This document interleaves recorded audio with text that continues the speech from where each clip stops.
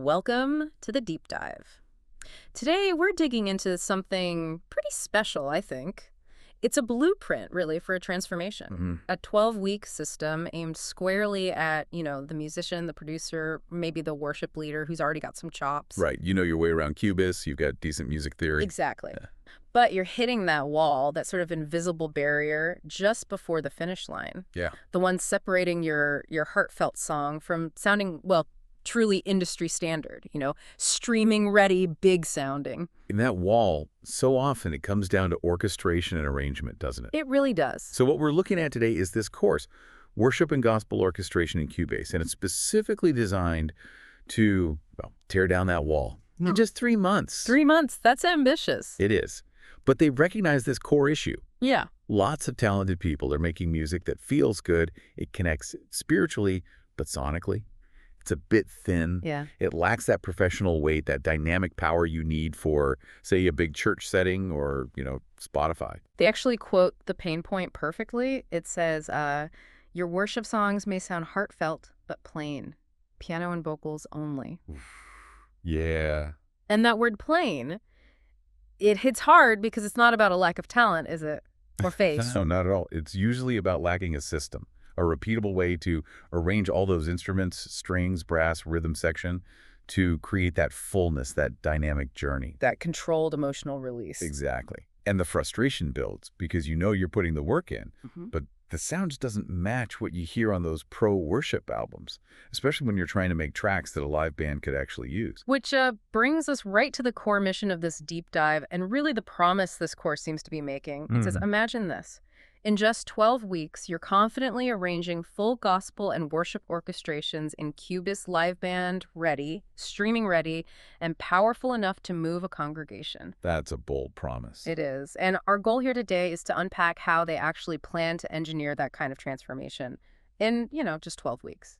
Well, what's interesting is they jump right into why most people fail when they try to learn this stuff on their own. They call out the systemic issues that keep musicians kind of stuck. Yeah, they're super specific. Point 1, relying on random tips from YouTube. Ah, yes, the YouTube rabbit hole. Right. You learn a cool trick for like sidechain compression, but you have no idea how it fits into the bigger picture of an orchestral arrangement. You get tactics, but no strategy, no system, which leads straight to their second point, no orchestration roadmap. Exactly. You're just guessing. Should I add strings here? Maybe some horns? Where do they even go in the mix? And crucially, when do they come in and out? How do they build across the song's structure? Without that roadmap... You get lost. Which causes point 3, studio overwhelm. Oh yeah, Cubase is a beast. Totally. And if you're only comfortable using like 10% of its power because the rest just feels chaotic, well, you're not going to attempt a 60-track orchestration, are you? You're not likely. You feel overwhelmed, and you stick to what's simple, which might be just piano and vocal. And the final nail in the coffin they identify is disconnected learning. Explain that one. Well, it's like learning music theory in one class and Cubase techniques in another, but never really connecting them in a practical, worship-focused way. Right. It feels academic, maybe. Yeah. Not like you're actually building skills to make the music you want to make now. Exactly. It doesn't translate directly to arranging that song for Sunday. Okay, so that sets up the problem space really well. And that's where they introduce what they call the school on X difference. This is their pivot from just tips and tricks to a whole system. And they use this analogy. Think about how people learn languages fastest. Immersion. Ah, okay. I like that. Me too. It clicks, right? You don't just memorize verb conjugations. You have to live it, speak it, hear it constantly. So how do they create immersion for learning orchestration? Well, they detail this pretty intense support system. 24-hour video, audio, text, and community support. 24-hour. Wow. Yeah. So picture this. It's 3 a.m., you're pulling your hair out over some muddy frequency clash between your synth pad and your string section. We've all been there. Right. Instead of giving up or spending hours Googling, you can apparently get immediate specialized help. Text, video feedback, whatever works. That kind of continuous multi-format support that could genuinely accelerate things. It tackles the frustration that makes people quit. Totally. It removes the roadblocks. And the outcome they state is Well, it's bold, they say. We don't just teach music production, we manufacture worship arrangers. Manufacture, that's a strong word. It is. It implies a reliable process, a system designed for consistent, high-quality output, shifting you from hobbyist to essentially a pro-level arranger. Okay, but let's linger on one element that sounds potentially groundbreaking, the AI orchestration coach. Right. A personal Cubase plus worship arranging assistant available 24/7. That sounds almost too good to be true. Well, the key question is sophistication, isn't it? Is it just a fancy FAQ bot? Or can it actually analyze, say, your brass voicings or your string counterpoint in a musically intelligent way? Exactly. Given the whole system approach of the course, you'd hope it's highly specialized. It would have to be, wouldn't it? Trained specifically on gospel and worship conventions. Knowing, for instance, that this particular synth texture often clashes with that typical Rhodes sound in a live church mix. Or identifying that your string swells are maybe starting a bit too early for maximum impact in a bridge build. Precisely. That kind of immediate, context-aware feedback that bypasses hours of trial and error. You're not just searching generic forums. You're getting advice tailored to your specific genre and software. That genuinely could be a game changer, as they say, especially if you're trying to learn this around a busy schedule. Less frustration, faster progress. Okay, that makes sense. It fits the immersion model, instant feedback, always available. All right, let's transition into the actual course structure. Section 1, modules 1 to 3, they call the foundation, setting the professional platform. And this is crucial. It's the stuff amateurs often gloss over because they want to get straight to the fun stuff, like adding epic strings. Totally. But Module 1 puts a stop to that. Its purpose is establish a foundation in DAW setup and workflow tailored for worship music production. Tailored, that's important. This isn't just generic DIW setup. Right. They're emphasizing efficiency, organization, specifically for this context. So for our listeners who know Cubase, we're talking about things like building a really solid project template. Ah, yes, the template. Non-negotiable for complex projects. Absolutely. Think pre-routed buses for instrument families, strings, pads, brass, rhythm, vocals, effects, all color-coded, maybe even with some basic processing already in place. And beyond just organization, that template thinking forces you to consider things like optimized sample rates, buffer settings, the technical backbone. Exactly, because when you start loading up, 10 different heavy orchestral libraries, your CPU is going to cry if the project isn't set up efficiently from the start. That's the aha moment, isn't it? Mm-hmm. Realizing that meticulous organization isn't boring admin. It's what enables complex creativity later on. If finding your cello bus takes 30 seconds, your creative flow is dead. So true. Okay, so that's the technical foundation. Module 2 then shifts to the musical structure. Purpose. Learn the anatomy of a worship song and how orchestration enhances flow and impact. Right, so moving beyond just knowing intro, verse, chorus, bridge, outro. Yeah, it's digging deeper than the chord sheet. They talk about analyzing standard sections, sure, but then they hit this key phrase, emotional contour and dynamic progression. That's the heart of worship arrangement, I'd argue. It's about shaping the listener's journey, building intensity, creating moments of intimacy, releasing tension, all intentionally. And this is where they introduce this concept of orchestration pillars. Can you unpack that? Yeah, it's a great way to think about it. Pillars are like the key structural emotional moments in the song where the arrangement absolutely has to deliver. Like the peak of the bridge, or that first time the full chorus hits. Exactly. Or maybe the final soaring outro. These aren't accidental. You identify them upfront, and you plan your orchestration to make those moments land with maximum impact. So it's strategic. Knowing when to hold back versus when to bring in the full sonic weight. Precisely. It stops you from just layering everything all the time, which makes arrangements sound busy and flat. It teaches you to think like a composer or even a playwright, using dynamics and texture for dramatic effect. Okay, I get it. Intimacy in the verse might just need a sparse pad, but the pillar of the final chorus needs everything working together. That's the idea. Intentionality. Structure driving emotion. Which leads nicely into Module 3. This feels like the first big practical leap. From piano vocal to full band foundation. The purpose. Build rhythm section parts that expand a piano vocal demo into a live feel band arrangement. Right.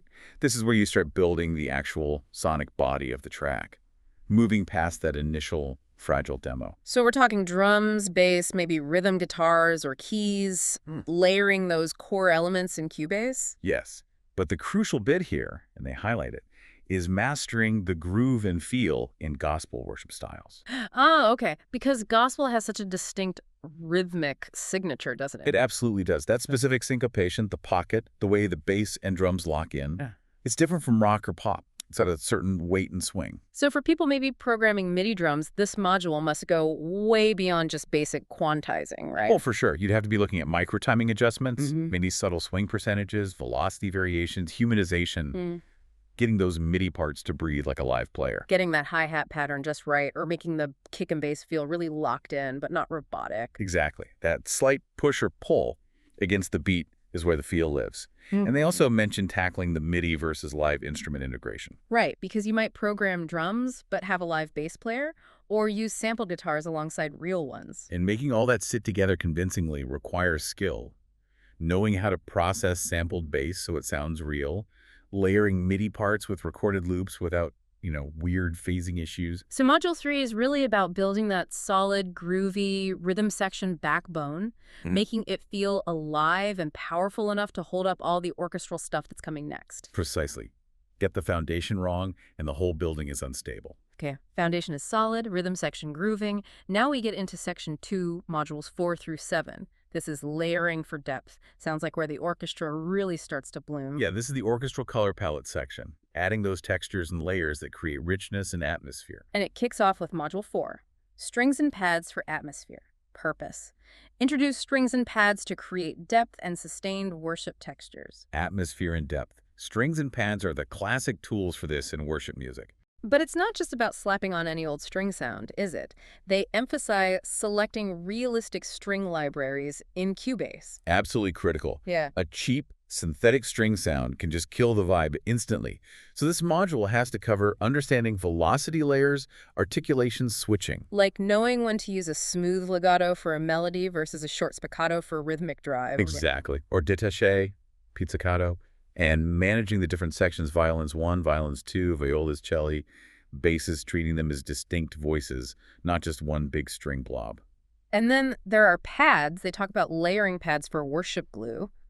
What exactly is that? Is it just a nice sound? It's more than just nice. Worship glue, musically speaking, refers to those sustained textures, often synth pads or heavily processed string sounds that sit in the mid to high frequencies. Okay. They often use harmonically open voicings, sus chords, added ninths, creating that sense of space and uplift. They fill the gaps, smooth transitions, and basically glue the other elements together without getting in the way. Ah, so it provides a continuous sonic bed. Precisely.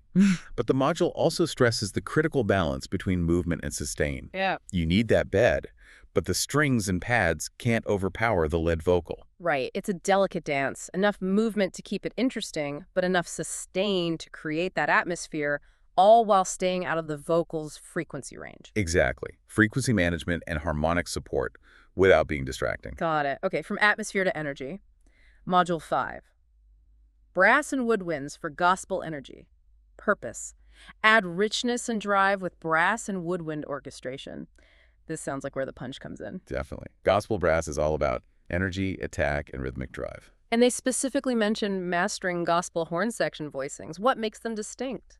Well, for our listeners who know some theory, gospel voicings often use tighter harmonic clusters than traditional arranging. Think close intervals, maybe major-minor seconds rubbing together sophisticated passing tones. Creates more bite, more intensity. Exactly. More impact on the attacks.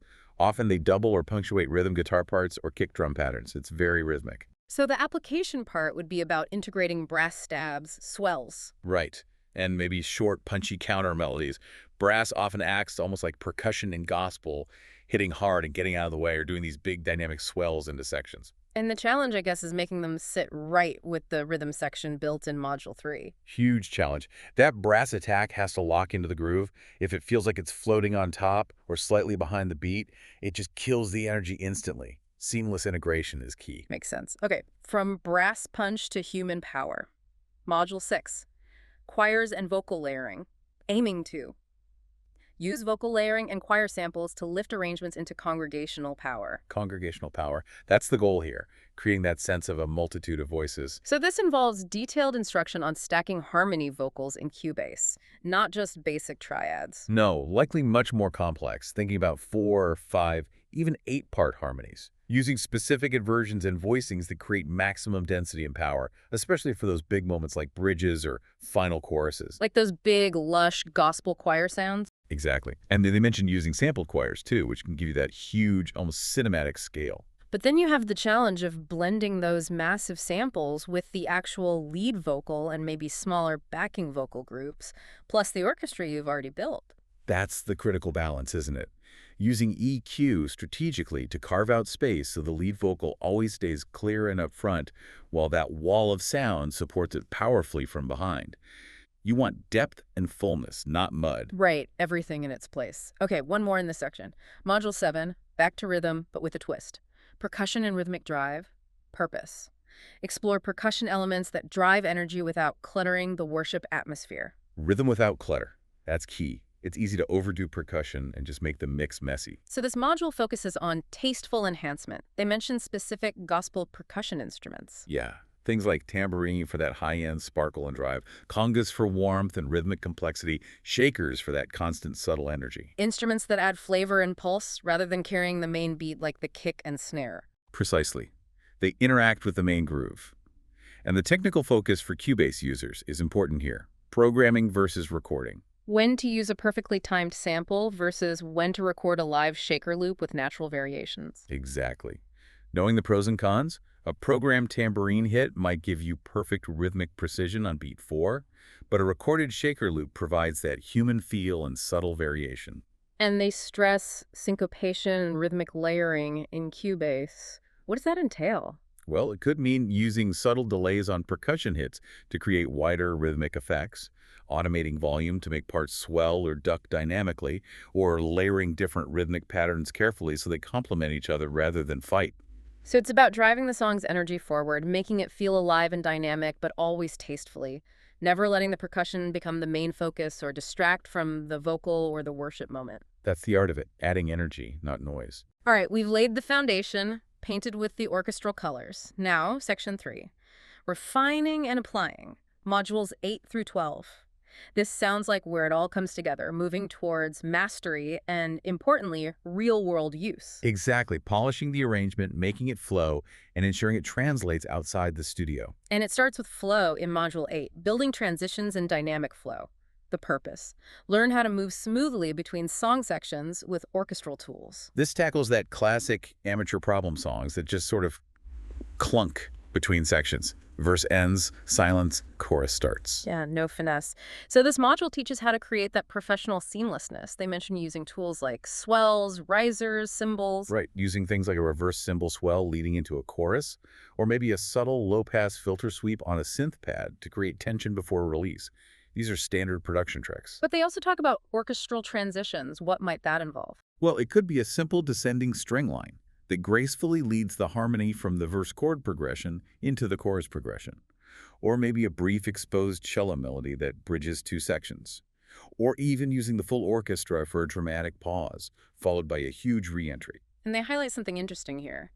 The power of silence and space as arrangement tools. Oh, absolutely crucial. Sometimes the most powerful transition is a well-placed moment of near silence. It creates anticipation, draws the listener in, and makes the next section hit even harder. It's like taking a breath before you speak. Exactly. So orchestrating those transitions, verse to chorus, chorus back to verse, bridge to final chorus, is vital for keeping the listener engaged and maintaining that emotional journey we talked about. Okay, so transitions are smooth.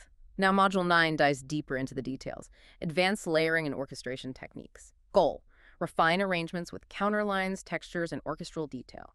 This sounds like moving beyond just having the sections play the right chords. This is about adding sophistication. Yeah, they emphasize counter melodies and secondary motifs, the little details that make an arrangement really shine. Right. So maybe while the main vocal melody is happening, there's a subtle flute counter melody weaving around it in the second verse. Or perhaps a recurring rhythmic motif played by the pizzicato strings that adds character. Stuff that adds richness and rewards you for listening closely. Precisely. It moves beyond just block chords or simple doubling of the melody. And they talk about the synthesis of it all, meaning applying these advanced layering techniques dynamically across the whole song. And importantly, balancing those traditional classical orchestral sounds, the lush strings, the powerful brass, with more modern worship elements. Like synths or maybe heavily affected electric guitar? Exactly. Creating a soundscape that feels both timelessly orchestral and relevantly contemporary. That's a sophisticated balancing act. Definitely sounds like it. Okay, next hurdle, a big technical one. Module 10, mixing for live and streaming worship. Purpose. Mix arrangements to sound polished in both live and streamed environments. Ah, the dual environment challenge. This is huge. Yeah, because a mix that sounds amazing in your studio headphones might fall apart on a big church PA system or sound thin on a phone speaker. Absolutely, they need different things. A live system needs headroom and clarity in the low mids to avoid mud, while a streaming mix needs to translate well on earbuds, maybe with a bit more low-end perception. So this module has to get specific about using EQ, compression, reverb, specifically for these complex worship orchestrations. Right, like knowing how to carve out specific frequency pockets with EQ so the lead vocal always cuts through, even with 60 tracks behind it. Or using bus compression gently across, say, the entire string section to glue them together without squashing the dynamics. Or using reverb creatively to create a sense of space that works both in a large room and in stereo headphones. Exactly. And then there's the critical real-world output skill they mentioned, exporting stems and backing tracks for live worship teams. Oh, this is vital if you want other people to actually use your arrangements. Totally. And it's technically tricky. You need to provide stems that are properly gain staged, correctly labeled, and, crucially, phase-aligned. If your stems drift out of time or phase with each other. The live sound engineer will have a nightmare trying to mix them. Exactly. So this module has to cover the technical best practices for creating truly usable, professional backing tracks and stems. Industry standard stuff. Makes sense. Okay, we're nearing the end of the modules. Module 11 takes a step back from the tech, it seems. Arranging for congregational engagement. Purpose. Ensure orchestrations serve the worship context and invite participation. This is about sensitivity, isn't it? Remembering why you're creating this music. Exactly. It's not just about showing off your arranging skills. How do you think they teach this practically? Well, they must emphasize keeping arrangements singable, making sure the core melody is always clear and easy to follow, even with complex orchestration around it. And not making it overwhelming. Right. Balancing that production polish we've been talking about with live playability, and more importantly, ensuring the arrangement supports the worship leader and the congregation, rather than distracting or competing with them. Musical humility, you could call it. So maybe avoiding super complex counter melodies right when the congregation is supposed to be singing the main hook. Things like that, yes. Being sensitive to the spiritual flow of the service, the arrangement needs to serve the moment, enhance the worship, not just be technically impressive. A really important perspective. And finally, it all culminates in Module 12. Final project, from demo to orchestrated worship song, quoting the purpose, apply the full 12-week journey in a complete production project. The capstone project, bringing everything together. This is where you build your portfolio piece. They say you take a plain can of vocal demo, the exact problem they started with, and apply everything learned over the 12 weeks to turn it into a full orchestration in Cubase. From start to finish, the whole workflow. And it seems very real-world focused, preparing the final mix not just for yourself, but for live playback and streaming release. Yeah. And including that crucial feedback loop, getting input from peers in the course and the instructor. So you don't just finish the project, you finish it to a standard that's actually usable, that meets the quality benchmarks discussed throughout the course. You walk away with proof you can do it. That's the goal of a system like this. Yeah. Tangible, demonstrable results. So we've walked through all 12 modules. It's comprehensive. But let's talk about Section 4, the overall transformation and the systemic advantage they claim. Right. Because it's not just about the individual topics, it's about how they fit together into this, well, system. They reiterate the main outcome clearly, transforming that simple demo into a fully orchestrated arrangement, ready for live performance and streaming. That's the practical goal. But they also stress that dual focus we touched on. Achieving the technical excellence, yes, but also that spiritual and congregational sensitivity. It's not just about sound, it's about impact in context. And the way they deliver it seems designed to catch everyone. The multimodal edge, they call it. Explain that. Covering all learning styles. Visual learners get the detailed Cubase screen shares. Auditory learners get breakdowns of actual pro orchestrations. Hands-on learners have those weekly projects. Text learners get detailed guides and checklists. Okay, so they're trying to leave no learner behind, essentially, removing the excuse of, oh, I don't learn well from videos or whatever. Seems like it. It makes the system more robust. But the element that probably accelerates things the most, especially for busy people, The AI orchestration coach again. yeah, that 247 personal assistant for Cubase and specifically worship gospel arranging, that immediate feedback loop getting unstuck quickly, that sounds incredibly valuable. It does. If it's as specialized as it needs to be, it could dramatically cut down the learning curve and the frustration factor. And this ties into their core methodology, which they compare to Tesla. Tesla. Okay, how does that analogy work? They say. Like Tesla, every step is systematic and repeatable. They seem to be suggesting they've engineered the creative process itself, removing the guesswork. That's a bold claim for music arrangement. How can creativity be entirely systematic? Well, I think the idea is that they've broken down the complex decisions, how to voice strings against brass, how to build dynamic transitions, how to mix for clarity into predictable steps and processes. Okay, so maybe not removing creativity entirely, but providing a reliable framework within which to be creative. A system that ensures a certain level of professional quality every time. That sounds more like it. Minimizing the frustrating parts, maximizing the chances of getting a good result consistently. And they mention an 8-station quality control process. Yeah, that sounds like built-in checks and balances. Yeah. Each exercise or step likely has specific criteria you need to meet before moving on. Like, does your rhythm section have the right pocket? Is your mix clear? Do your transitions work smoothly? Are your stems exported correctly? Exactly. It forces you to internalize professional standards at each stage rather than just hoping it all comes together at the end. It builds momentum and reinforces the system. So the result, they claim, is that students don't just learn how to orchestrate once. They become skilled orchestrators able to replicate excellence again and again. Moving from relying on luck or random inspiration to having a reliable professional process. Yeah. From hobbyist to, a manufactured arranger, as they put it. It's a compelling proposition if the system delivers. Hashtag tag outro. Okay, let's shift gears to the practicalities, investment and opportunity.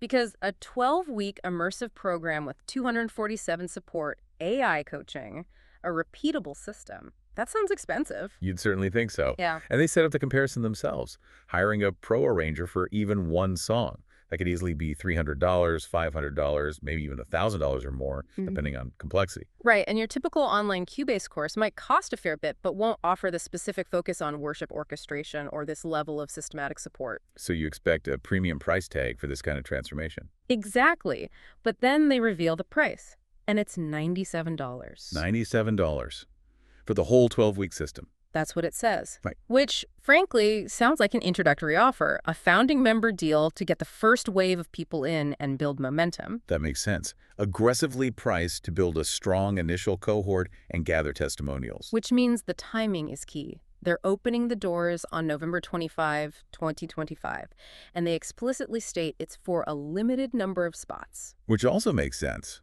If they're promising personalized feedback and support, they can't take on unlimited numbers, especially at that price point. Right. So if this transformation resonates with you, if you're that person hitting the orchestration wall, that date, November 25th, seems pretty important. The window might be tight. And to sweeten the deal for those founding members, they're throwing in some high-value bonuses.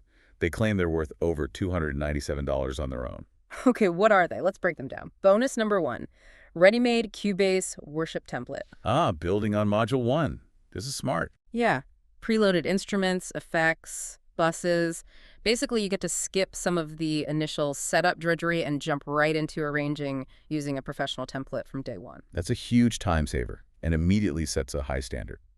Nice. What's bonus 2? Streaming-ready mixing chain presets. Okay, tackling that Module 10 challenge directly. Yep.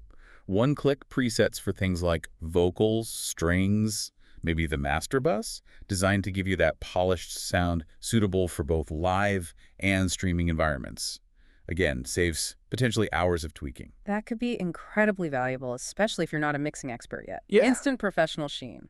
And the third bonus? Live Worship Stems Pack. Ooh, interesting. What's that? Ready-to-use multi-tracks? Professional backing tracks that you can apparently use immediately with your worship team, even before you've finished orchestrating your own songs. So immediate practical value. You can start elevating your church's sound right away while you're still learning the arranging skills yourself. Exactly. It provides instant resources alongside the long-term skill development. Okay, those are genuinely useful bonuses, especially bundled with that $97 price point for founding members. It really frames the whole thing as an opportunity, an investment in transforming your musical output, your technical skills, maybe even your ministry impact. Yeah, if you're that person feeling stuck, frustrated that your music sounds plain despite your efforts, this course seems laser-focused on solving that exact problem. It offers a clear path, a system, and a lot of support to get you from that can vocal demo to a full, powerful, usable orchestration. The challenge they put forward really brings it home, doesn't it? It connects that 12-week journey directly back to that core desire we all have to offer our best, to create music that truly moves people with excellence and impact. So if your tracks are heartfelt but maybe falling short sonically, if you want that full orchestrated streaming-ready sound, Then the message seems pretty clear. mark your calendar, November 25th. That limited founding member spot is the opportunity. Your transformation, as they say, begins then.